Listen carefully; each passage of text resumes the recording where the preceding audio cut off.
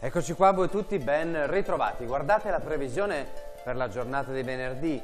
Rischio piogge forti soprattutto sul Triveneto, lo vedremo poi tra un attimo nei dettagli. Quindi la quota neve tenderà drasticamente ad alzarsi, correnti sciroccali faranno aumentare proprio la quota neve, quindi piogge a quote non solo basse ma anche a quote medie. Vediamo nel dettaglio la giornata di venerdì.